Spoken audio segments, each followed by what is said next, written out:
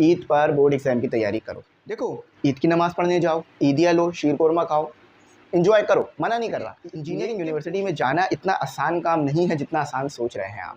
ये मेरी सजेशन है। आप बिल्कुल आज़ाद हो, आप चाहो तो 3 दिन नहीं पढ़ो, 4 दिन नहीं पढ़ो, 5 दिन भी नहीं पढ़ो। तो ईद पर भी मैं लेक्चर्स रिकॉर्ड करूँगा। और आपके दिमाग में ये सवाल तो आता होगा कि ईद पर बोर्ड एग्ज़ाम की तैयारी करनी है या नहीं? क्या ईद पर बोर्ड एग्ज़ाम की तैयारी करने से फ़ायदा होगा या नहीं, या ईद के जो 3-4 दिन हैं उस पे हम रेस्ट करें? तो चलो इसके ऊपर बात करते हैं। मैं अभी एक बड़ी मार्केट में आप लोगों का इंटरव्यू लूँगा, ठीक है? जो स्टूडेंट बोर्ड का एग्ज़ाम देंगे उनका इंटरव्यू लूँगा रैंडम, तो वो एमी इंग्लिश सेंटर बायोलॉजी पे आएगा। चैनल का लिंक डिस्क्रिप्शन में डाला है, उसे सब्सक्राइब कर लो। आओ मार्केट में चल के देखेंगे कि क्या बच्चे ईद पर बोर्ड एग्ज़ाम की तैयारी करेंगे या नहीं, ठीक है? और मैं आपको बताता हूँ कि आपने करना क्या है। चैनल ज़रूर सब्सक्राइब कर लेना, एमी इंग्लिश सेंटर बायोलॉजी हमारा ही चैनल है। अब देखो, मैं यहाँ पर ये कहूँगा कि आप ईद पर बोर्ड एग्ज़ाम की तैयारी करो। सर ये क्या बात कर रहे हैं आप, ईद साल में एक बार आती है। बिल्कुल, बात सही है कि पूरी ज़िंदगी में आप हर साल फर्स्ट ईयर और सेकंड ईयर मैट्रिक 9 का एग्ज़ाम देते हो, सिर्फ एक बार पूरी ज़िंदगी में एग्ज़ाम दे रहे होते हो, फिर दोबारा नहीं देते। मैंने भी अपनी पूरी ज़िंदगी में 9 का एग्ज़ाम एक बार, 10th का एग्ज़ाम एक बार, फर्स्ट ईयर का एक बार और सेकंड ईयर का एग्ज़ाम एक बार दिया। आप भी ऐसा ही है। तो ईद पर भी बोर्ड एग्ज़ाम की तैयारी करो। देखो, ईद की नमाज़ पढ़ने जाओ, ईदिया लो, शीर कोरमा खाओ, एंजॉय करो, मना नहीं कर रहा। लेकिन कोशिश करो ईद पर भी पढ़ लो, एग्ज़ाम बहुत नज़दीक हैं।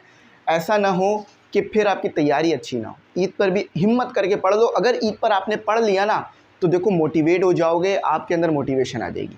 मेरी बात सुनो, आपको शायद बुरा लग रहा हो लेकिन मेरी बात सुनो। मैं बहुत सारे ऐसे बच्चों को जानता हूँ, पर्सनली जानता हूँ, मेरा पर्सनल एक्सपीरियंस है कि जिनका एनईडी में एडमिशन हुआ, डॉ में एडमिशन हुआ और दूसरी बड़ी-बड़ी यूनिवर्सिटीज़ इंजीनियरिंग, मेडिकल में एडमिशन हुआ है, मगर उन्होंने ईद पर भी पढ़ाई की है।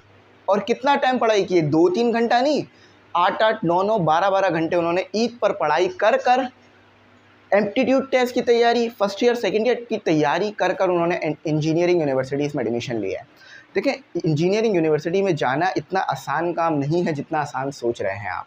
जब आप टेस्ट देने बैठेंगे ना, तो जितना भी आपने पूरी ज़िंदगी में पढ़ा होगा ना, तो आपको तमाम वो आना चाहिए, जब जाके आप यूनिवर्सिटी का एंट्री टेस्ट दे सकते हो। ये एक मुश्किल तरीन टेस्ट माना जाता है और बच्चों को सबसे मुश्किल यही लगता है। तो आपने क्या करना है भाई, आपने ईद पर ज़रूर पढ़ने की कोशिश करनी है। हाँ, देखो मैं फिर कह रहा हूँ, ईद पर ईद की नमाज़ भी आपने पढ़नी है, रिश्तेदारों से मिलना भी है, शीर कोरमा भी खाना है, और जिन जिन के नाम पर आपने लिख लिया है कि इससे इतनी ईदी आ रही है, इससे इतनी ईदी मिलनी है, चाचू से इतनी, चाची से इतनी, दादा दादी, नाना नानी, अम्मी अब्बू से जितनी ईदी मिलनी है सब लेनी है। लेकिन ये सारे काम आप शुरू के 5-6 घंटे में कर सकते हो, नमाज़ पढ़ के ये सारे काम कर सकते हो। उसके बाद आपने क्या करना है, पढ़ाई करनी है। ये मेरी सजेशन है। आप बिल्कुल आज़ाद हो, आप चाहो तो 3 दिन नहीं पढ़ो, 4 दिन नहीं पढ़ो, 5 दिन भी नहीं पढ़ो। लेकिन मैं एक बात बता दूं, अगर नहीं पढ़ोगे तो फिर मुश्किलात बढ़ेगी। हर कोई बड़ा बनना चाहता है, बड़ा मुकाम हासिल करना चाहता है, एक बड़ा स्टेटस चाहता है, गाड़ी, बंगला, दौलत, शोहरत, इज़्ज़त, जो है वो क्या, एक हाई स्टेटस और एक बड़ा ओहदा भी।